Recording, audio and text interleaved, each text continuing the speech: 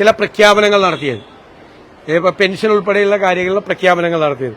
ഞങ്ങൾ പാവപ്പെട്ടവർക്കും സാധാരണക്കാർക്കും സർക്കാർ എന്തു കൊടുത്താലും ഞങ്ങളതിനെ സ്വാഗതം ചെയ്യും, ഞങ്ങളതിനെ പിന്തുണയ്ക്കും. പക്ഷേ ഇപ്പൊ സാമൂഹ്യ സുരക്ഷാ പെൻഷൻ 5 കൊല്ലം മുമ്പ് LDF അധികാരത്തിൽ വരുന്നതിന് മുമ്പ് 2500 രൂപ കൊടുക്കുമെന്ന് പ്രഖ്യാപിച്ചാണ്. അത് 4.5 കൊല്ലം 4.25 ഇനിയിപ്പോ എത്ര സമയമുണ്ട്? അടുത്ത ആഴ്ച ഇലക്ഷൻ പ്രഖ്യാപിക്കും, മറ്റേ ഇലക്ഷൻ കഴിഞ്ഞ് വരുമ്പോൾ അസംബ്ലി പ്രഖ്യാപിക്കും. അപ്പൊ ഈ 4.5 കൊല്ലത്തിലധികം കാലം ഇത് ചെയ്തില്ല.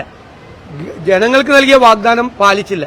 2500 രൂപ കൊടുക്കാം എന്ന് പറഞ്ഞ സ്ഥലത്ത് അവസാനം തെരഞ്ഞെടുപ്പിന്റെ സായാഹ്നത്തിൽ 400 രൂപ കൂട്ടുന്നത് ആരെ കബളിപ്പിക്കാനാ? യഥാർത്ഥത്തിൽ 900 രൂപ വെച്ച് നഷ്ടമായിരിക്കുകയാണ്. 900 രൂപ വെച്ച് കഴിഞ്ഞ ഈ 4.5 കൊല്ലത്തെ പൈസ ഒരാൾക്ക് ഒരു 52,000 രൂപ കൊടുക്കേണ്ടതാണ് സർക്കാർ യഥാർത്ഥത്തിൽ.